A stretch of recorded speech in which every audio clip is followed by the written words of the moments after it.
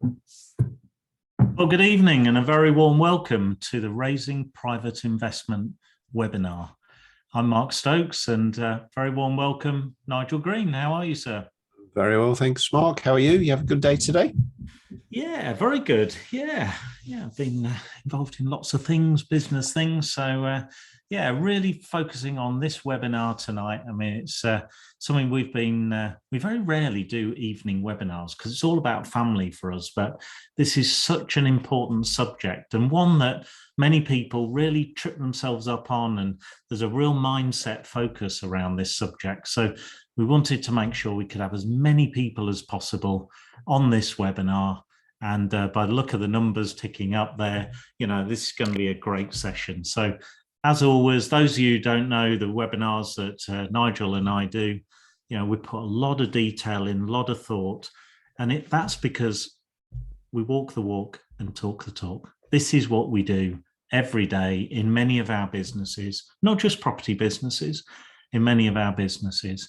So we understand what it takes, the nitty-gritty. We understand the risks, and we certainly understand the opportunity that can be created if you do this right. And that's what it's all about, Nigel, isn't it? That due diligence and doing things the right way. Very much so. And, since we left the corporate world, gosh, nearly 6.5, 7 years ago now, it was very much finding that model that is replicable and repeatable and, from a compliance and a confidence point of view, really, just making sure that our investors stay with us onto the next one, and the model's been proven, hasn't it? And we're going to share some of the successes tonight, which is going to be great, and hopefully give everybody that confidence to go forward and raise the private capital for their opportunities and deals. So really looking forward to it. It's going to be good. Good stuff. Well, look, let's. I think everybody's had time to join, so let's dive in. So this is about raising private investment for your business in a confident and compliant manner. And I really want to focus on those 2 points. We'll come back to compliance and confidence time and time again here. Okay, so let's start off with a quick example here. This is a development that we started about 2.5 years ago as Zurich House, about 13 million GDV development in Crawley in Sussex. And Nigel, this was, I think, 44 apartments, permitted development. It was. We managed to obtain this via one of our sourcing agents as well, which was great. Got into the deal. We looked at where we could add huge amounts of value. You can probably see the upper floor there, the grey extra floor. We popped another floor on, and we got another 9 units out of that, Mark, didn't we? Which raised the overall to 53. So yeah, so it's a lovely development, and considering where it came from and where it's going to go to, it's a real. We're very proud of this particular one, and really looking forward to that transition period which we're in at the moment, going from construction into finished units, sparkle clean and out to the open market for sale or rent, whichever the case may be. But it's a great site. And that was, we got permitted development for the base units, and then we went for full planning on the upper floor. It was before airspace rights on PD. And the private capital was a fixed interest on that particular development. And we'll show you some other examples where that can vary, just to illustrate we do different things, you can do different things. And we go into a lot more detail on our developers program and mentorship. And mastermind on the structuring, but for now, that's fixed interest. But here's a question for you, and we've got a chat box here, and we'd like you to use the chat box here. I think there's something for everybody to learn, lots of golden nuggets throughout the evening. So how much percentage profit is there in a development? So don't worry about the size of it. Just write in the chat box, what percentage profit is there in a development? Let's see what some of those figures. So we've got 25%, 20, 25, 25, 30, 20, minimum 20, 21, 25, 23, 25 to 30, 22, 25, 100%, 25, 40, 30 gross or net. That's an interesting point. 25 endless if done right, 25, 25. So I think we could probably say the mean there is somewhere between 20 and 25, and there's a range. So really appreciate that. Thank you. That's great feedback. So when you're raising private capital, we believe there's a real philosophy here. It's a philosophy that we've had for over 25 years in business. Nigel and I have been in business for about 30 years, so for many years, and that's the creation of shared value. So what we didn't say there is how much profit is there for the developer in the development. So how much profit is there in the development itself? So let's have a look at who the recipients are for the creation of shared value. Well, correct. Our team, ourselves, our stakeholders. So in terms of developer profit, 20, 25, 30%. The answer lies as well in how much contingency as well. I think somebody mentioned the point on gross, net. So, really good point there. There's also the funders and the private investors. The private investors are getting a return as well. This is compounding. This is adding up that creation of shared value. The vendors, agents, tenants, counterparties under contract, they're going to make a return. The contracting supply chain might be your main contractors, their subcontractors, suppliers. And we've got our professional team as well. They're making a nice return, our legal team. And then also there's the social impact and the impact into the local neighbourhood. This building, Azuric House that we saw there, we pulled out over 2,000 hypodermic needles and about 4,000 other items of drug paraphernalia. And we're very clear that to just make a profit and leave society to sort its own problems out is not a responsible way. This is about creating social impact, and it's social impacting investing, and our investors love that. So we set up with Cornerstone Place, we set up a business which helps alleviate homelessness. It's akin to carbon offsetting, where we can't solve necessarily the problems of habitual drug taking in Crawley, but what we can do is create, and are doing, 10 million homeless bed nights as an offset in that programme to not only transform buildings, but help to create solutions for society's tougher problems. So that gives you an example of the philosophy. Let's not just navel gaze and think of what is our bit. When you're working with private investors, you have to expand your peripheral vision and your horizons. You have to start taking into account your other counterparties, stakeholders, partners, in whatever that structure is. We believe that's a philosophy that should be embedded in every business, and there's a real growing momentum here. And investors will truly understand that. Give you an idea of some of the developments we've done over the years. Those numbers are GDV. So it's knocking on 100 million of developments there, 300 odd apartments, lots of new build houses as well, and commercial units. And around over 30 million, probably about 32, 33 million of private capital has been raised since we left corporate life in 2015, mid-2015. So, that's not counting power stations and data centres that we've been doing previously. So, look, we've not seen everything. We're certainly not complacent, but we've been through the mill a lot. We've seen a lot of economic cycles in our 52, 53, 54 years on this planet and 30 years in business.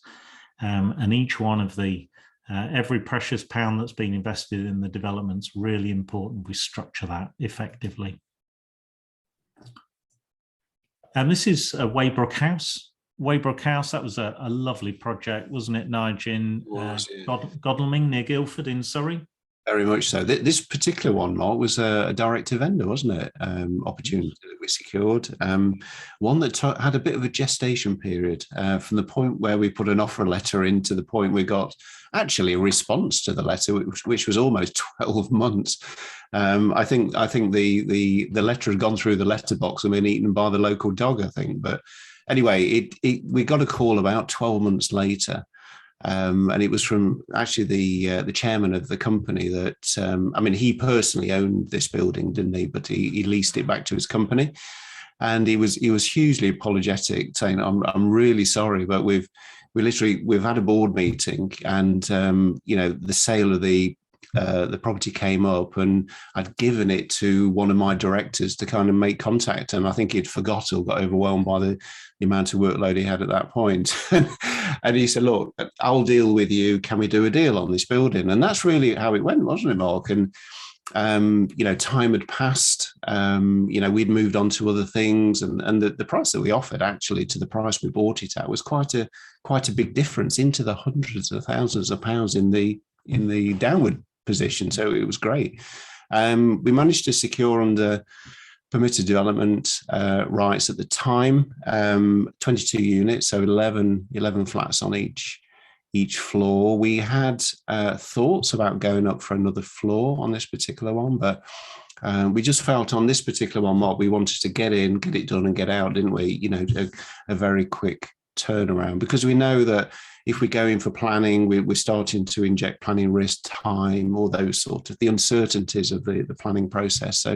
So we decided to just get this done. But we'd actually agreed an overage agreement with the vendor as well, just in case we went up, and that would have worked for all parties. So, but a great deal. And you can just see the water's edge there at the bottom, and that is, although it is a CGI, that is reality as well. There was actually a canal there, which was a controlled canal as well.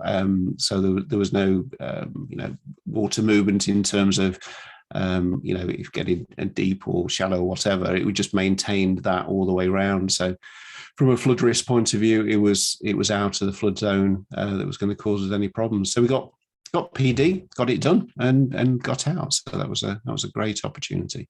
Yeah, great return for our private investors as well. That was a profit share. That was a number of years ago. I think all the units were sold. In fact, we retained 20% of those units ourselves, and they've seen significant capital appreciation over the last couple of years as well, which is again great. Very good.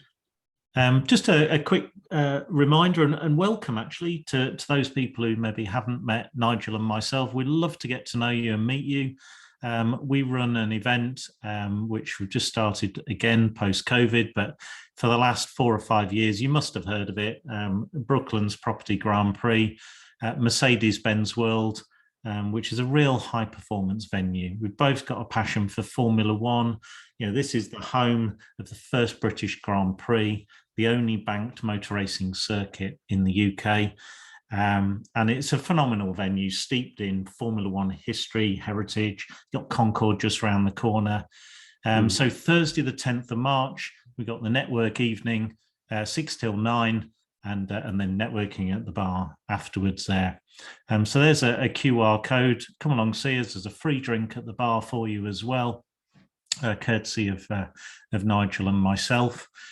And we've got this is the first time we've announced it actually, a really special speaker, good friend of ours, Mr. Brian Wood, MC, Military Cross.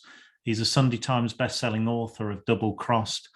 That was the story of his military time in Afghanistan, and they made a film of him called Danny Boy. He was a former colour sergeant in the Princess of Wales Royal Regiment. And he went through an awful lot in Afghanistan, but his fight only truly started when he came back. And I'll leave the power of that story to Brian to walk us through. So book your ticket.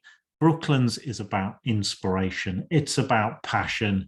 It's about challenging traditions, stepping out of your comfort zone, addressing challenges, being resilient. Be there. That is going to be a special. There's going to be 200 people there that night. So book your tickets because we will sell out on that event. So really looking forward to that one, Nigel. It's going to be truly inspirational. It will, absolutely. Can't wait. Give you an idea of some of the numbers that we get at Brooklands. That was from November. We had 312 people there. In January, huge numbers again. So just brilliant having inspirational people there, great speakers, there's a chance to network, and there's a real resurgence of that want and need. And we're having our annual ski retreat. We're going day after tomorrow. Another example of people connecting, and that's where relationships are forged at events like this. Yeah, really, really looking forward to that. So just snap the QR code or go to our website, EquaAcademy.co.uk, find out a little bit more about what we do, and we'll see you there. We'll share a drink with you.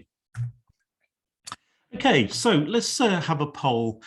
A lot of mindset around finding private capital. I spend a lot of my personal time dealing with questions from mentees and helping them through. I've had 3 calls today on this subject. So this poll is, what are your concerns on raising private investment? So if I just start this, it is multiple choice. So just we'll open that for sort of 30 seconds. And what are those subjects? So, what are your concerns? Lack of confidence. And this is anonymous, multiple choice, so just go for it. I don't know anyone with any money. I feel uncomfortable asking for money. Where do I even start? Raised some investment before, but I don't know how to scale. I've got concerns about compliance. And I've got that fear of being judged or rejected. And I think if we're all honest, at some stage or other, we have all felt most of those during our time. It's natural. It's natural. And today we're going to debunk a few myths and look at different approaches on how you can have proper, structured, intelligent, compliant discussions with fellow members of the human race. Because your first meetings, you're not meeting with potential investors. Don't be blinkered and don't put crosshairs on somebody and think, oh, are they good for a few quid? You're meeting with fellow members of the human race. So the last few seconds, please, if you just finish off your vote or votes there. This is going to be interesting. Yeah. Right. Let's end poll and let's share some results. Okay. So what have we got there? We've got, lack of confidence, 27%. I don't know anyone with any money, 21%. Feel uncomfortable asking for money, 29%. That's quite high. And don't even know where to start, 32%. And really appreciate your honesty here. Raise some investment, but don't know how to scale, 38%. Concerns about compliance, 33%. And quite rightly so. We should all have concerns on compliance and really watch that carefully. It's an ever-changing, so we can never be complacent. This is about evolution, and fear of being judged, 17%. Quite low on fear of being judged, but really useful there. So we're going to come back to quite a number of these points throughout the course. So thank you very much for sharing. If you've read any of our books, you'll have seen this quote before. I quote it time and time again. Does it make your car go faster? By the fantastic, sadly passed away now, Sir Frank Williams. There was a guy who drove that, no pun intended, Williams Motorsport organization to the pinnacles of Formula One stardom. And he, whenever somebody approached him with a requisition order, a purchase order, an invoice, he'd look them square in the eye. Does this expenditure make my car go faster? And there was a guy, singular vision. He knew his car had to be sustainable and go around the track, not just once, but multiple times faster than any other car. And he knew that it would be that aerodynamics package or the fuel or the engine or the clutch or the gearbox or whatever it was, had to be focused there, not on the niceties and frills. And so it is with entrepreneurship and running businesses, Nigel. You've got to focus on the things that make your car go faster. Absolutely. And you can just see how that quote was very prominent, well, all the way through his life and his business, but probably at the outset, Mark, when he was starting his business and funding and trying to find investors to support and sell those investors the dream in terms of what he was trying to achieve and the vision, these sort of things. And you can see there's the responsibility to make sure there's not a wasted penny in that business, because he's got, there's a full focus on delivering the output, but he's got the investors to support and be respectful to as well. And I think that's just great. It's just wonderful. And that just stops wastage, stops leakage of efficiency that could be directed somewhere else to actually make the difference. I think it's a wonderful quote, Mark, and I'm glad we put in that out. And there's a guy as well who overcame an immense amount of adversity in his life, but stayed true to his values, his passion, never became, misjudged, misguided, didn't feel as though the world owed him anything. Quite incredible. So this is what the cockpit looks on the roadmap moving forward in Formula One.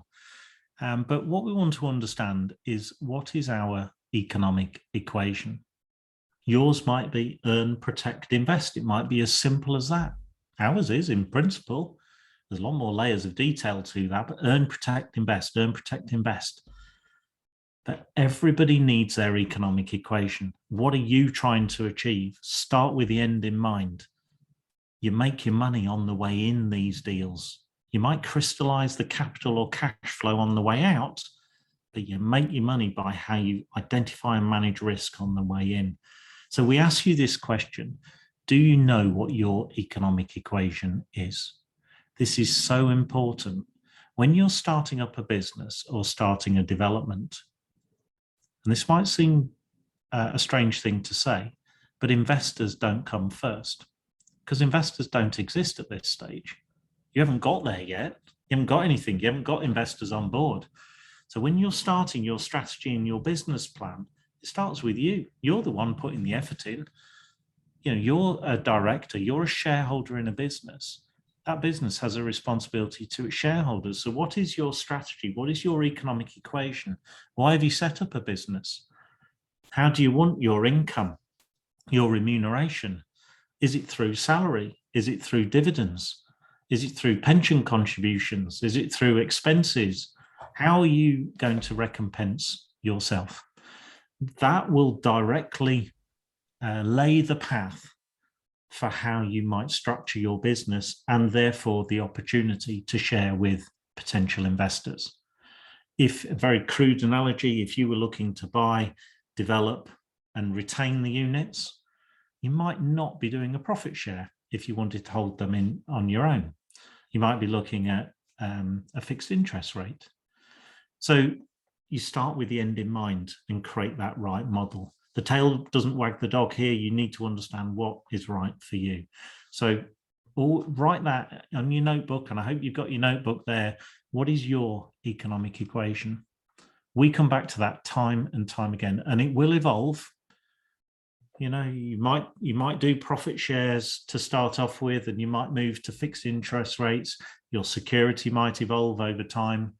And you're not trying to please every potential investor, but you are trying to delight every investor. Once an investor comes on board, you will walk 1,000 miles over broken glass to serve that investor, to communicate, to share that experience, and create a great return. There is a huge amount of responsibility and duty of care that comes with engaging with a private investor.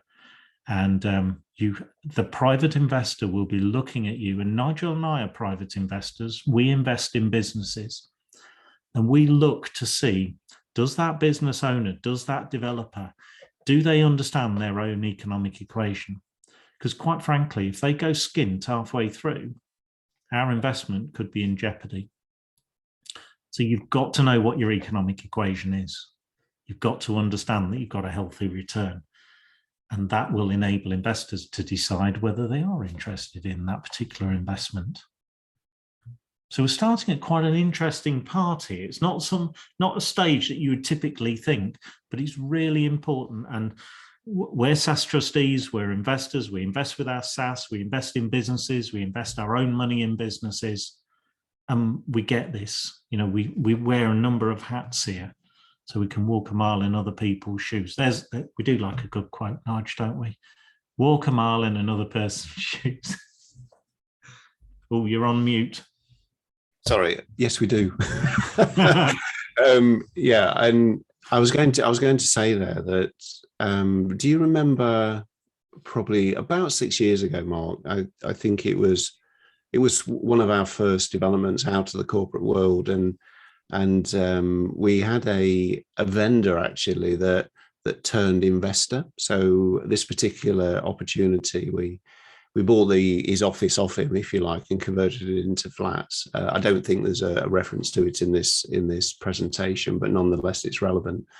And we went to see him afterwards, didn't we, Mark? And he was really interested in our model, and it was almost it. I know, we never spoke about money, we never spoke about this or that, but he broached the subject to us and said, "Look, I'm really interested in how your model works, And we said, well, it's, it has multiple components. We obviously bring bank funding and the difference, we invite our investors to come and enjoy the returns and those sorts of things." Oh, right, that's really interesting. Do you think I could be considered for this going forward? And it was, yeah, absolutely. And we used the quote, didn't we? Because we were on and on about this, that, and the other, and he was trying to understand a lot more. And we just said to him, what does good look like to you? And he kind of sat back in his seat, didn't he? Do you remember? And he went, well, actually, and he then just spent 5 minutes talking to us about what good looked like to him in terms of investment. And he set out the criteria, he set out the security measures, he set out the type of deals he liked to invest in. He was a property chappie anyway, as well as a business individual, and these sorts of things. And it's good just to kind of keep your ears wide open, isn't it, in this scenario, not just talk at people, just listen to what they've got to say. And you can create some really enduring relationships with investors, and ultimately an investor is looking to park an amount of cash to make it actively earn money, And of course, when the capital goes back and the interest is paid off, it's like, oh, I've got to start again. I've got to find another investment. So if we find that investors tend to reinvest as well, which is great, and that avoids the voids, if you like, of their investment and just keeps them moving forward. So some of these investment opportunities and relationships that we and you will engage with over the years could be enduring. They could be there for years, absolutely years. As the deals come in and go out, you could keep with that investor for many years to come. So definitely that pause for thought throughout. And if memory serves me, that particular conversation, the gentleman did not trust the banks, and he'd got millions in property but had zero leverage. And his summary basically was, if I was to invest with you guys, I'd be the bank. I'd give you all the money that you needed. Absolutely. They're nice conversations to have over a breakfast. They are absolutely great, and that was what he came back to us on, wasn't he? And he was talking about his frustrations, his anxieties around, this fella had millions in the bank, earning sub 1% at the time, and he said it's just like getting a pile of cash every year and just setting light to it. And what he was referring to was the money was in the bank versus being being actively invested out there, and the difference he was losing. And how it's interesting how people put them into their words, into their terms, and it really does resonate. Yeah, hugely. And this one that will resonate with quite a number of people is a lovely development project in West London. Iron Bridge House, about 19 million GDV. Bit of fixed interest and equity here. So this is a new build. We retained part of the facade, new build, and a part conversion. But the conversion, we literally stripped out all the floors, and we restructured the flooring. So we turned 5 stories into 6 stories with a mansard on the roof. So that's 57 apartments, desperately needed apartments in West London. And again, private capital was a key part to enable a development like that to come to fruition, to help and be a pivotal asset class right in the heart of West London, addressing some of those core societal issues. So Conscious, Nigel, not everybody here might know some of our background. So this is the type of thing Nigel and I were involved in 25 years of corporate life. We used to run businesses around the world, and those businesses' core operations would be design, build, finance, and operate of power stations, data centers, highly resilient infrastructure to a point where the lights simply cannot go out. If you think Goldman Sachs, JP Morgan, Deutsche Bank, Bank of America, Visa, MasterCard, the lights can never go off in those businesses. That'll be front page news. We're engineers by background, but we worked relentlessly in that corporate environment as directors running businesses, about 1.5 to 2 billion US dollars of infrastructure over a couple of decades in 33 odd countries.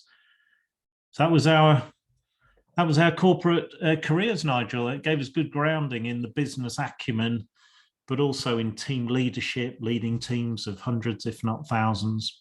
Very much so. It's actually where we met, wasn't it, Mark, in about 97, 98? Seems a long time ago. One of the longest joint ventures, I think, known to man, isn't it? I don't know. But anyway, it was where we met. We both have an engineering background, from the construction industry, etc., and moved into what is infrastructure, fiber optic and telecoms and data. Which kind of took us far and wide, but into an environment that lived and breathed detail. The devil was in the detail, and that's where you had to find the weak link and resolve it before anything was implemented. And this was why Mark mentioned, there was no tolerance for outage at all in this environment, and everything was resilient, and it had backup, and the backup had backup, and it was those sort of projects, but also very time critical as well, weren't they? So it was delivering to a particular milestone, which was very key, but in a very, very safe, secure and well thought out route really to get to that outcome, and thoroughly enjoy those times. Health and safety, regulation, and compliance were everything in a very fast-moving environment. And in fact, bottom left-hand corner, Pan-European Network, 1998, Nigel. That was the year we first started mentoring. It was. So that's 24 years we've been mentoring people now. That's a long time. Really enjoy that. Summary there. We've done about 3.5 million square feet of commercial property in 33 odd countries, 4 continents. We've been involved in business startup, mergers, acquisitions, sale, transformation, business turnaround and transformation. And of course, we've been business leaders leading very substantial teams. That also meant that we had to deal with quite a lot of unsavory issues, corporate firefighting, as corporate troubleshooters, which again took us around the world, being parachuted in to solve all kinds of corporate issues. And part of business leadership is leading from the front, growing teams, mentoring them, being non-exec directors. So we've been doing that for 20 plus years as well. Love that. You'll hear us use those words, high performance culture. That's what we want, assured outcomes. And look, we've made as many mistakes as other people, but we've built our careers and businesses on the shoulders of giants, had that business acumen and intelligence to bring great teams together. And that's why we've been able to scale carefully the organizations that we have, by understanding risk, having the right team to identify risk and manage risk. Give you an idea where we're recently qualified to pass comment on some of these areas. In terms of the assets that we're involved in, we've written 5 books, and we've got the EquaIDA, which I believe is version 61, Nigel, now. 61 going on to 62, so there's been a bit of legislation change out there, and which has all been incorporated into version 62. So we're just on test at the moment, but all being well, that'll be launched in the next couple of weeks to our mentorship group, which would be great. So it just brings in constant learning from everything we do, not only for the past 6 or 7 years in development, but going back, as Mark said, the last 20 years in business. It all comes into that IDA. That's our initial focus when we look at a new opportunity. All it is essentially, it's asking lots of questions. Is this relevant? Is it not relevant? Is it, and these sort of things. And just to ask the question and it to become, the answer is, this is not applicable. The fact it's asked the question is the important thing, and you've considered it and you've said it's not applicable, opposed to missing things here or there, and getting it slightly wrong on GDV, getting it slightly wrong on costs can be absolutely catastrophic for deals and opportunities going forward. So this is our idea, is a way that we can have that, that mathematical checklist, if you like, to get us as close as possible to anticipating the outcome, which is where we need to be. Awesome. And then we invest in businesses. We've got 6 strategic investments in various businesses. That's outside of our development and property businesses. Lots of commercial to residential conversions. You probably know us from that. We've acquired a lot of commercial units and retain an awful lot of those as well. We've got lots of HMOs. And we've also got a lot of single lets, a lot of buy-to-lets. We do buy buy-to-lets, but we create a lot of buy-to-lets through commercial to residential and land new build developments. That categorises us probably into 6 core areas, I'd say, Nigel. First of all, we're investors, we're business owners and shareholders, we're SaaS trustees, we're developers, we're mentors, and we're dads. We've got 4 kids each, and I think it's fair to say family's everything to us. Absolutely. And I don't think the list is necessarily a hierarchy, is it? I think, they're all probably in equal measure, all of those points. And family is massively important. This is kind of what we do it for.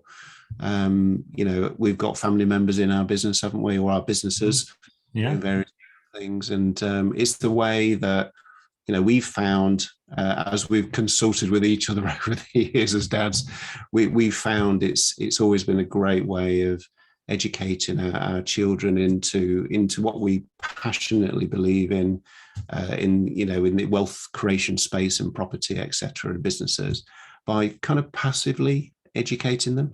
We've tried and I'm sure a lot of people out there have done the same, sit them down at the breakfast table with a piece of paper and a pen and try to teach them. And it kind of doesn't go too well. I don't know whether it's just our style of teaching, but it doesn't go too well because it's almost being force fed. Whereas if you get, your children around you that are feeding off, and you'll see some of our kids at the event, the networking event, they're immersed into it. And the key bit for me, Mark, is when they ask the questions. Oh, Dad, what about this? How does that work? And you've got it. You've got them. You haven't force fed them. They've been intrigued. They're starting to ask questions and starting to immerse themselves into what is, ultimately our legacy, isn't it? Yeah. And I meet a lot of investors, and frequently we don't talk about investment. Even if it's the first conversation or maybe even the second coffee I'm having with somebody. But what we will be talking about is the challenges of being parents, bringing children up, creating that legacy, but more importantly, creating the custodianship of the legacy. We might talk about tax efficiency as well, and SaaS and, those kind of things. So this is all really relevant stuff to raising private capital and relating to and forming those relationships and that bond of trust with investors. Just give you an idea on how, with our experience, we help people. We've continued to mentor people. So we do a developers program. That's a 7-week developers program. We have a mastermind. We'll have a chat about that a little bit later on. And we also provide one-to-one mentorship, where Nigel and I personally mentor a number of people. So you find all that detail on EquaAcademy.co.uk. So we said about being transparent on risk, and there's no no greater example of risk than at Bahrain, when Roman Grosjean went through the barrier and his Haas cockpit just separated. Absolutely unbelievable, chill down your spine moment. But we've been involved in assessing risk at small levels, high levels in our careers and business experience. And what we do know is you must be transparent with risk with your investors. I mean, there are various stages in managing risk. You need to, have the competence within or around you to identify what those risks are, to mitigate the risks. So having an action plan against those risks. The risks that you can't mitigate, can you transfer those risks, bring in other parties who are better able to manage those risks? Can you hear that kind of humility word in the background? We're not here to do it ourselves. On developments in particular, banks do not trust us to do everything. They just don't. They want to see us having that acumen and intelligence to lead a team. We've got one of our developments at the moment, and there's 2,000 years of experience on that development. It's a big development, but that's adding up all the experience, career experience of all the professionals on that team. Absolutely incredible. And then what you can't mitigate, transfer, you have to manage. So having an action plan. Now, all those elements there, I'll be having a conversation with maybe somebody who's interested in investment, and we've been through some of the compliance checks, and they're asking me maybe the next steps. And I might very delicately and subtly say, I was having a conversation with an investor the other day, and he asked me some intriguing questions about, what are the risks to a development? What can go wrong? And I want to be having that conversation. So if they haven't asked me the tough questions, I'll interject and find a diplomatic way of saying, maybe you should ask me these questions, because I want them to understand with eyes wide open what they're letting themselves in for. The wonderful experience and the returns, but also the potential risks as well. Now, you could talk about risks on a development, but also talking about how you're bringing your experience and that risk assurance framework to help manage those risks, to help mitigate, transfer, and manage. So you're not just saying this is a potential problem. GDV can fluctuate, or costs can increase, or program go out. Some of the core areas that you'll have on your risk matrix, risk schedule, but you can also explain how you're addressing those. So it leads to a very positive conversation. Absolutely. So discuss it, be open. Very, very much so, and it starts right at the beginning, Mark, doesn't it? This one, when you're engaging with your professional team, you create what they term a risk register, and it's a collective list of all potentials that you and your team, your professional team, consider are on the project. And really, the objectives are to, as Mark said, to identify them, to mitigate them if you can, and that could be done through design, through technique of contract, maybe the exit, all these sorts of things, and try and transfer, mitigate. But if you probably will end up with some residual risks in there, and that's where you need to manage them. But to have your professional team eyes wide open, contributing to this process all the way through, let's say, detailed design into the tendering, and transferring that, the mitigations and the approach into the contractors, and asking the right sort of questions of the contractors when you take them to interview, and these sort, how are you going to deal with this? Please explain. How have you considered that? Please explain. And it's the way that you start with a very, very long list potentially of risks right at the outset, and what we're doing, we're closing that list down to maybe a handful of, maybe there's 5 to 10 final risks, but they're all being managed all the way through.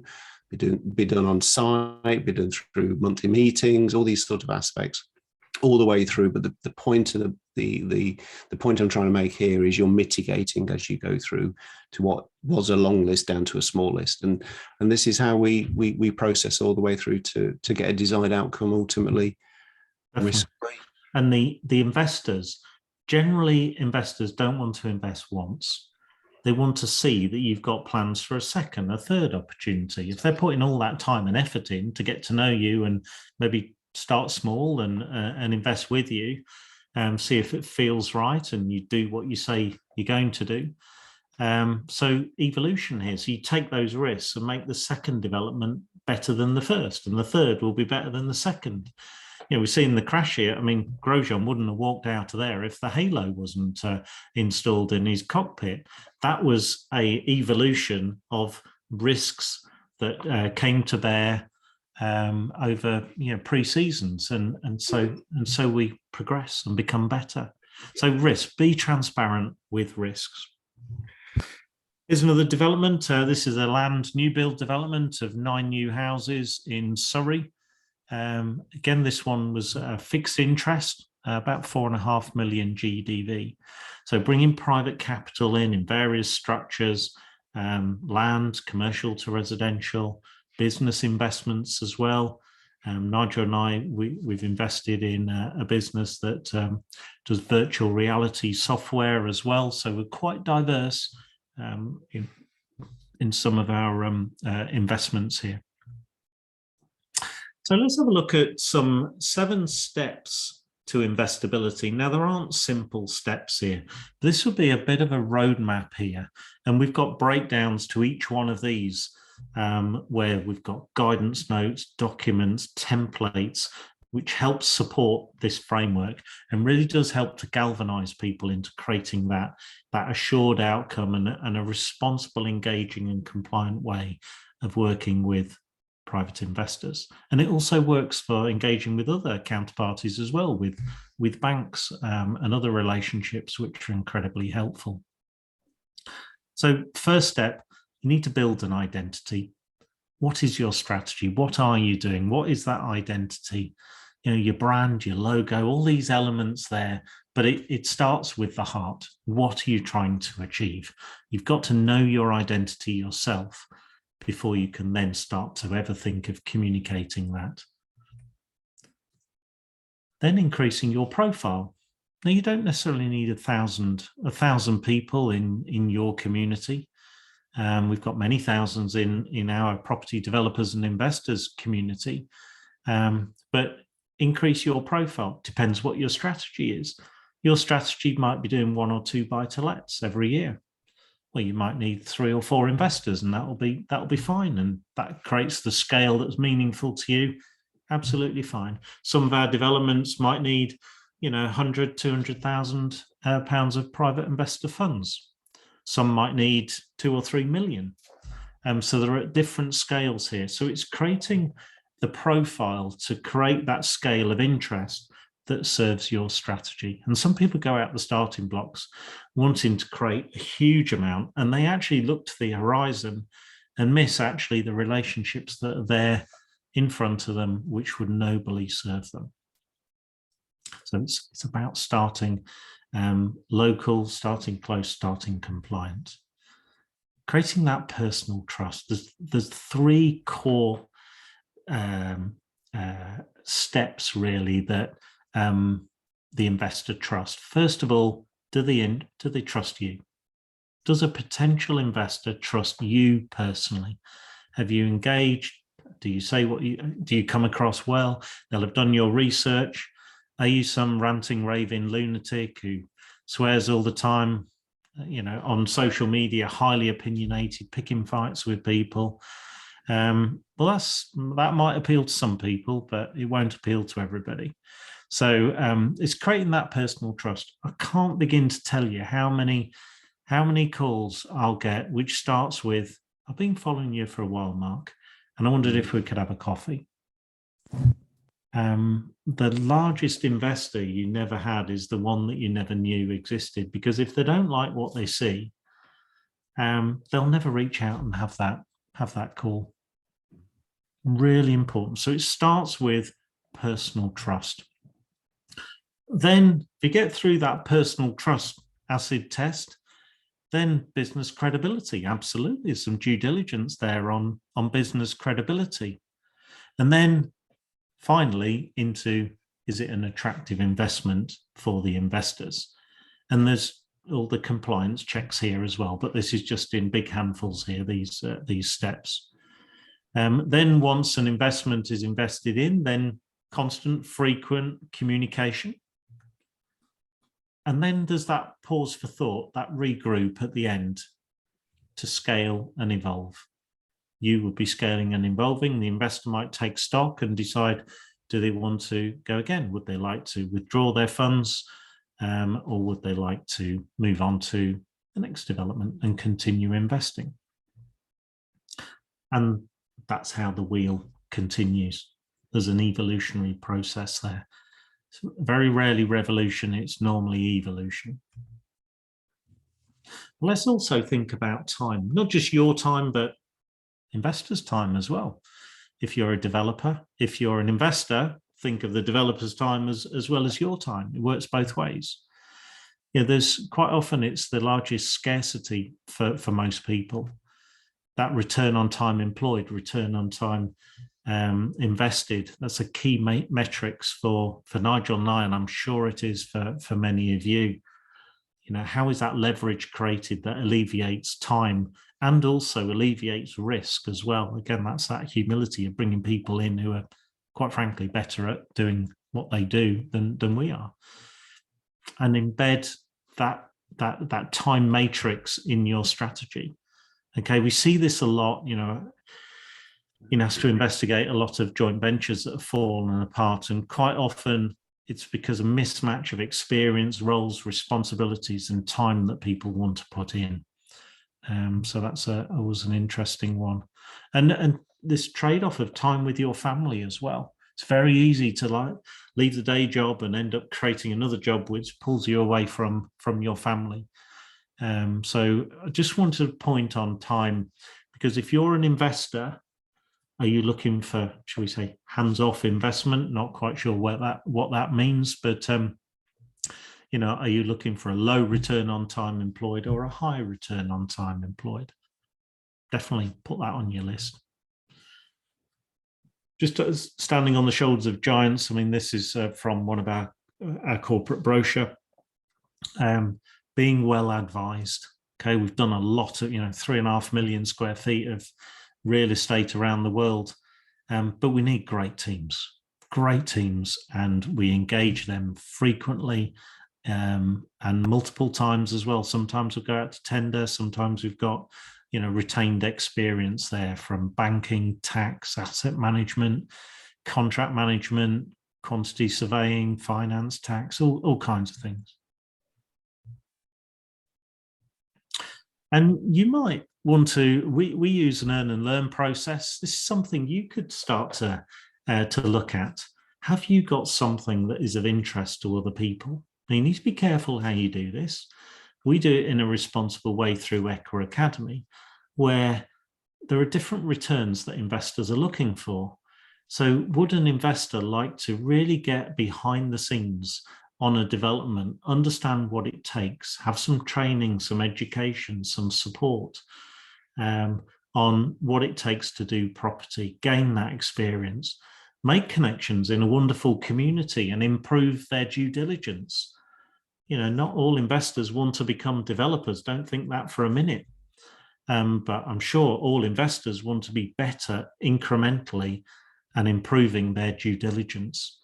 Likewise, developers, we train a lot of developers and mentor a lot of developers, and they in turn maybe don't want to do developments all the time. Maybe they then want to become better investors and reinvest their capital. Work a lot with SaaS trustees as well, who wear multiple hats. So we give our investors access to our Equa portal. They come on our developers program, involved in the Equa Mastermind as well. So you could create something like that, which is inspirational. If you're interested in what we do, there's a QR code there. Just click on that and drop me a note, or go onto the EquaAcademy.co.uk website. So these are areas that you can start to create that community. And these are our two communities, property developers and investors, on LinkedIn or on Facebook. And we also have a podcast as well. So you can also listen to us in the gym as well. Right. So it's always handy to take people through a development timeline. Now, we haven't got time to do that, but I'll show you the timeline. I'm not going to show you a little glimpse or anything. I'll show you the timeline. But when you're discussing with investors, we see a lot of investment memorandums, and it always shows you the way in. But very rarely do developers talk to investors about the way out, how you walk the investment out. So this is the start of a development. Then you've got the design, procurement, and construction phase. And then right at the end of the development, you've got the sales completion phase, and then the returns and closing the special purpose vehicle, that limited company that's been set up for a specific purpose of setting up to do a development. And at the end of the development, when it's all been sold, it's closed down in an orderly fashion. And that's the area that is often forgotten, mainly because quite often the developer hasn't even done that yet themselves. So they haven't even turned their mind to that. They're still right at the front end thinking, right, how am I going to get the money together and get the deal over the start line? But start with the end in mind. If you can articulate that to the investors, if you can understand what their return is going to be, is it net? Is it gross?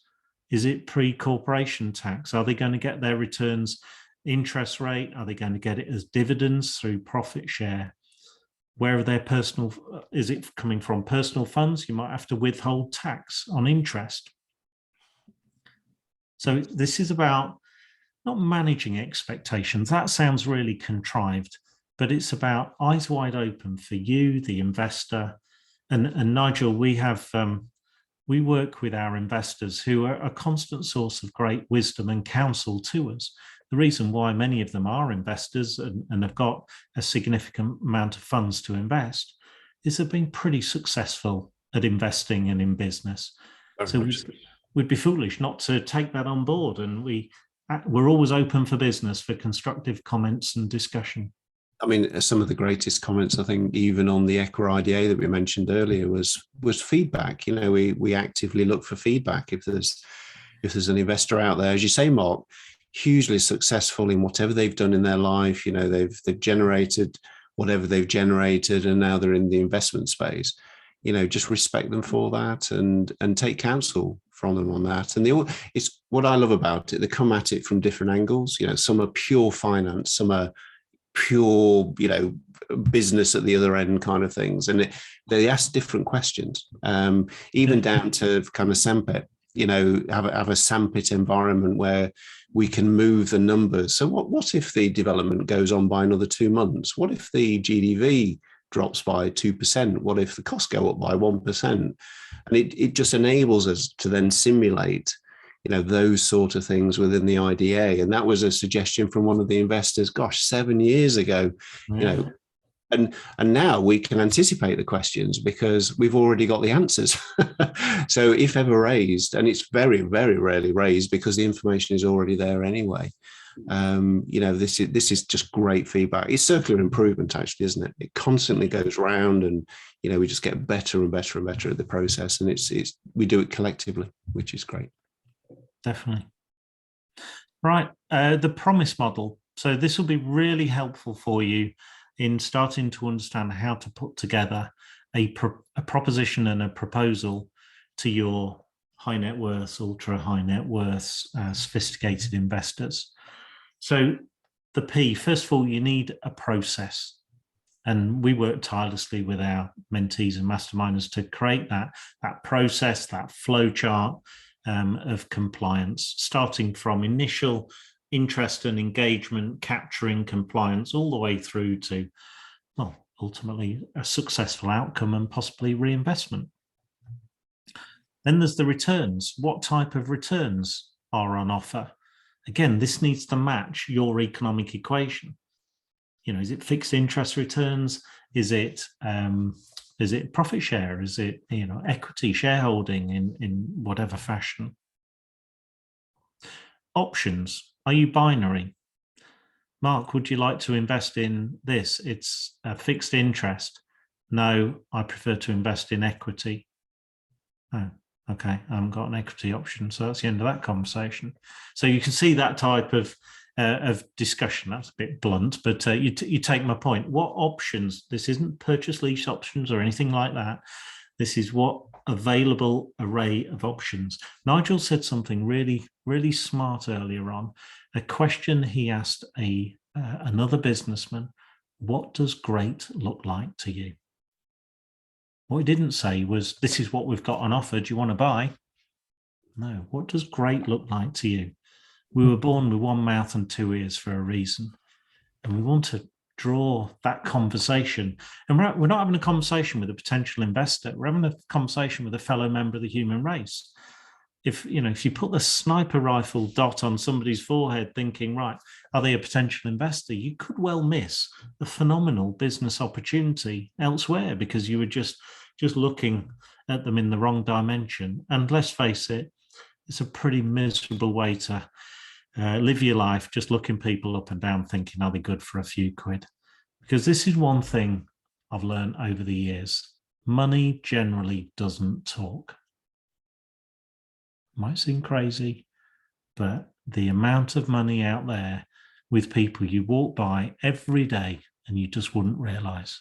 There are people who are flashy and they'll be stood by their Lamborghinis and their flash cars and things. But most money doesn't talk. It just sits in family communities and works hard and is very respectful. So just bear that in mind. You need your own economic equation, your own model or models. That's really important. If you're having a consultative discussion and working with an investor on how you can create a model, I mean, that's another thing. But what generally investors want to see is that you have a model. You've got a raison d'etre, an operating model to work on. You need to be investable. And we've given you steps to becoming investable. What is the security available? What security can you give? It's not going to be easy to give them first charge on the development if you've got the bank involved. And people will think a first charge is a higher level of security. And technically it is. But if you've got a first charge, it means the bank haven't. So nobody else has kicked the tires on that development.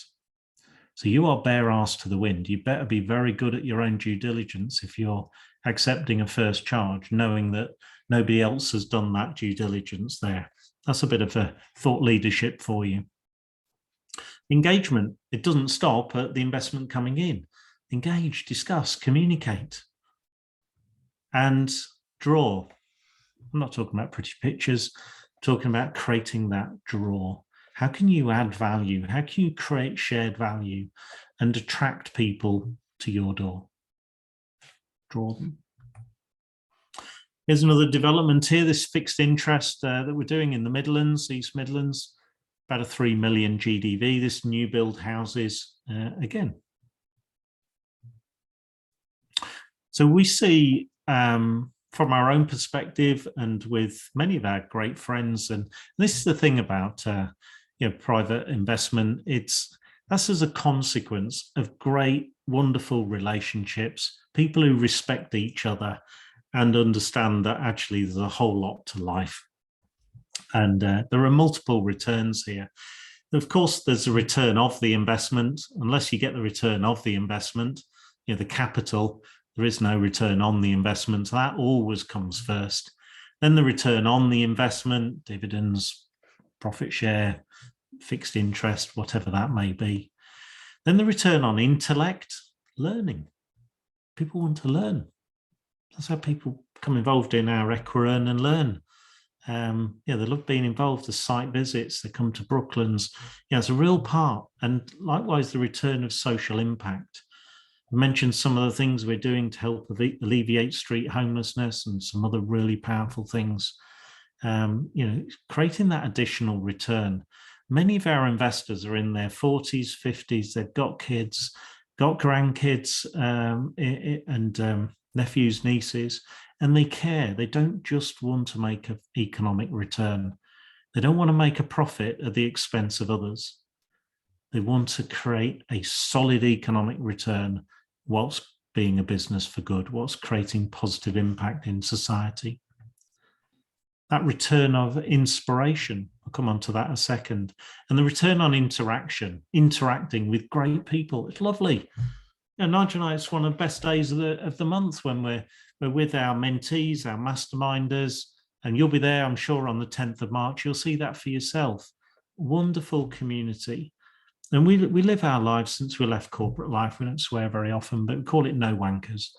Really great people. Would you have a cup of tea? Sorry, I had to get that one in, Nigel, but it's just, we so believe in that. We don't want them in our lives. And I guess, that attracts great people to our community. So thank you to everybody who upholds that tradition to its finest.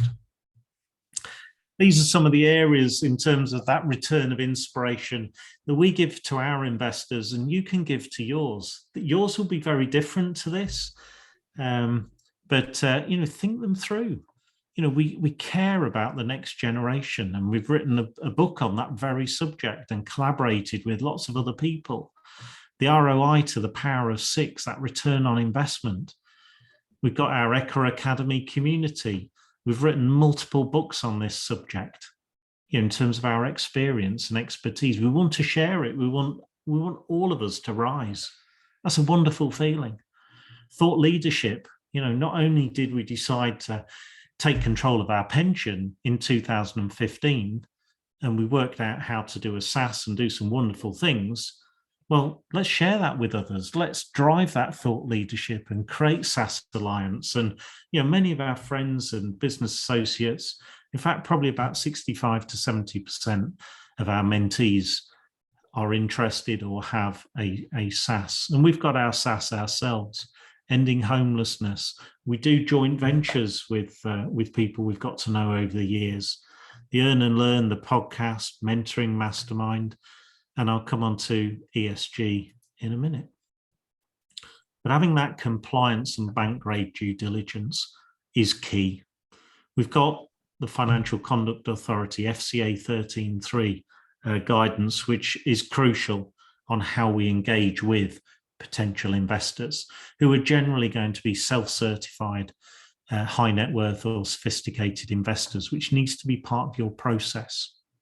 There's the KYC and AML process, the know your customer and anti-money laundering. The anti-money laundering process, you need to understand that the bank will want to understand what your operating model is. Your broker will want to understand what your model is. Your solicitor will, if those funds are flowing through the solicitor's client account. And we can teach you what those steps are so that you're in control of that process and you can communicate that succinctly with clarity, conviction, and confidence to your potential investors as you walk them step by step, so they never feel alone, they always feel informed. Each of these steps might be slightly different depending on the origination of funds, whether it's personal funds, LLP, limited company, trusts, SaaS pensions, could be offshore. All will have slightly different levels of compliance and governance. And then SaaS pensions, that takes that to another level as well. So that's something that we spend a lot of time and money on legal compliance. That's key. And I'll repeat again, there is a real strong duty of care when you decide to start relationships with investors and attract private investment. It really is. That's something that we wear every day, and we're prepared to, and we're prepared with a great team to back that up. But having a strong duty of care is key. And of course, you've only got one reputation. Back to the social media, the highly opinionated, throwing rocks at each other on social media.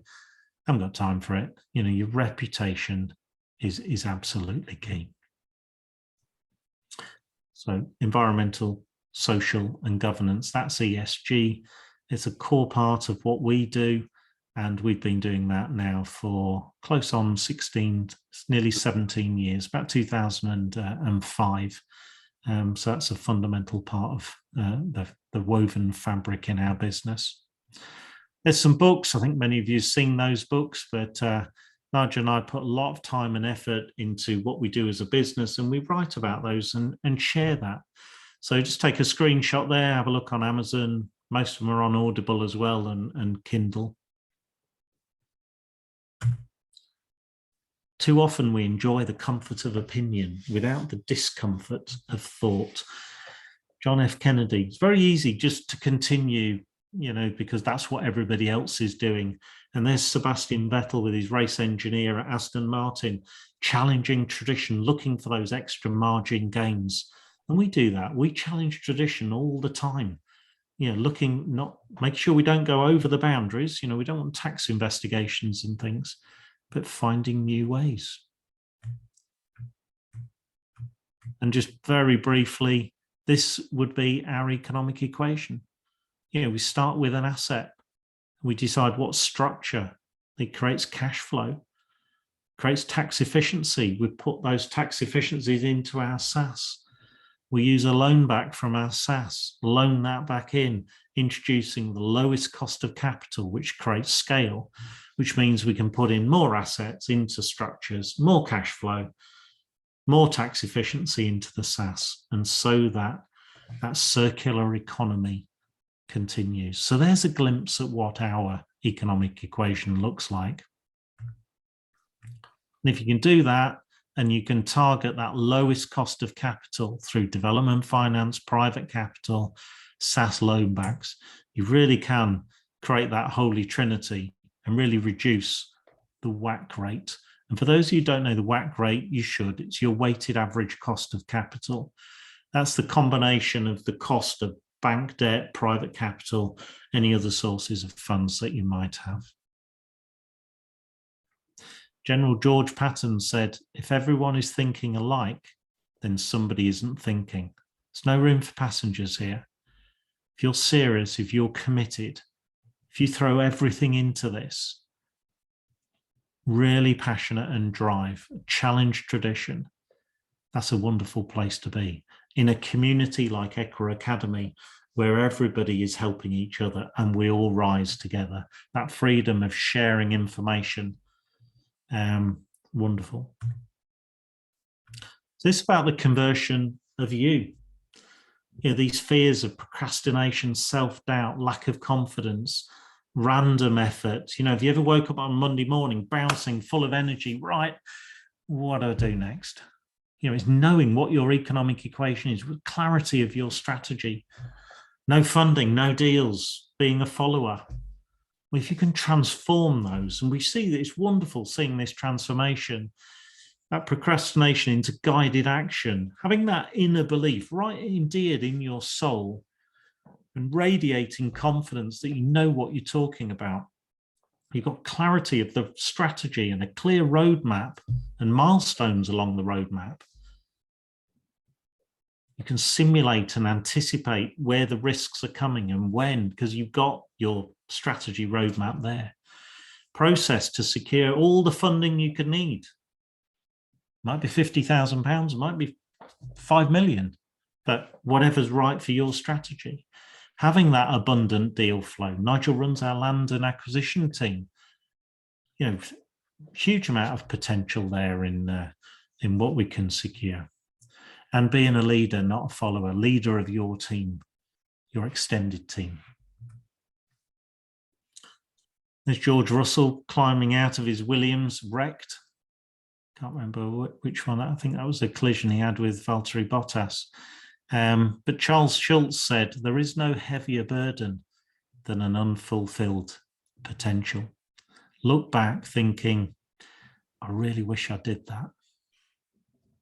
So being critical, self-critical, but you never want to be in that position to look back in your life thinking, really wish I'd done that. So what are the opportunities you can take? And quite often it's unlocking private capital. And it starts up here, starts with the mindset, the systems, the process, the accountability to be able to achieve that. And how we can help?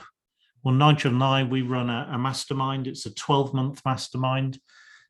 We rotate it. 1 month it's face-to-face at Mercedes-Benz World for the whole day. The next month it's virtual, where we have a dynamic Zoom morning. We've got Zoom rooms. We've got professional teams involved and the experts there. So you can really challenge and ask the questions you want and get that accountability. We've got those experts, specialist sessions. We're introducing an investor club as well, where people can literally pitch for funds and practice their styles and their collateral. You get access to the Brooklands Property Grand Prix and the Developers Program and the Investor Club. And the Developers Program alone is worth 1,395 plus VAT. So that's our mastermind. Here's some of the pictures of some of the roundtable sessions, some of our members and some of our trusted partners there. We've got Jake from the QS company. They're talking about commercial management, really important. Got Nimbus there on site finding. There's Nigel there looking at deal finding. So we've got great people there. We had around about 80 people in that room in January on those roundtables alone. You could be one of those. So why EquaMastermind? Well, if you want to connect and collaborate with others, be inspired by that thought leadership and the ideas they inspire you, lift you, can't help but be fully supercharged at the end of those sessions. And your experience and learning, not just from Nigel and myself, but a whole plethora of industry experts and from each other as well. Everybody has something to contribute and keeping that focus and motivation. We brainstorm problems. We share them with others. You know, you don't, business ownership and being an entrepreneur is pretty lonely existence. So this is an opportunity for people to come together and galvanize and create that shared value and be part of our trusted community. So there's a special offer for you as we close this evening. You know, we give as much as we possibly can in these webinars. I mean, we've been here for sort of an hour and a quarter now. So a special offer for you for our mastermind, EquaMastermind, 15 months for the price of 12. And why? Well, giving you a 25% bonus there. Look, it takes time. There aren't any shortcuts. You know, I don't think you'd respect us if we told you there are shortcuts to success. There aren't. It's consistent diligence, evolution, fantastic habits, great accountability. You know, WhatsApp groups, accountability is there every week, every month. And we're stepping that up as well with our mastermind group. So you get that extended period of time of accountability. So if you want to go straight for the mastermind, it's 3,995 plus VAT for the year. And the code you would put in is 15 for 12. If you're not quite sure, the QR code on the right, just click on that and just book a call. I'll spend some time with you. You can ask me any questions you like, and let's just see if it's right for you. Now, we can't do this forever, so please, just in the next 24 hours, make a decision. Nigel and I do not procrastinate.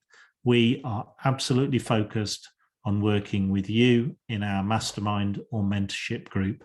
So if you want any support from us, either click on that QR code on the left, 15 for 12 is the code to get 3,995 plus VAT, and our system will pick up those 3 extra months for you. And we're really looking forward to a 15-month mastermind program for you. If you want to ask me any questions, that will take that QR code on the right, book a call with me, and that will take you to my Calendly, my personal calendar. I'm skiing with our mentees from tomorrow evening for a few days, but I'll set up a session you can pick from my diary, and we'll have 20 minutes or so, and I'll take you through any questions you've got. Nigel, for us, we love what we do. We love sharing. 1998, we first started mentoring people. Indeed. Indeed. No, that was great. Yeah, and you picked on some real key points there, Mark. The community. I won't use the word, but I feel we've got people around us that are very, very aligned and very like-minded. We see in the community as well, people doing joint ventures together as well, which is just wonderful, isn't it? And you can just see how that can grow. And you've got people with different skill sets, realizing that we are what we are. Know thyself. Your strengths, your weaknesses, and if there's an area that you're really struggling, let's see if we can get a partner together. To go and do some great stuff that gives you a complementing skill there moving forward. So yeah, the community is growing as well, but we've obviously we've got a number of places here, and only a few, but nonetheless, it's great to be able to offer them out to people. It's brilliant. And I see Jonathan. Hi, Jonathan. I hope you're keeping well. Yeah, Nigel. Jonathan totally gets what you're saying about when the kids get it, they really get it. And with our mentees, I mean, we were spending a detailed session a few weeks ago on how we engage the kids in the business of life, how they can create those pensions, those habits, the savings, getting their assets. Our kids are all shareholders in their younger years, and it was never about them becoming experts at shareholders when they're young. It was about starting on that process, get the wheels of compounding turning, so that they know more about being a shareholder at 18 than, quite frankly, we did when we were 18. Yeah, definitely.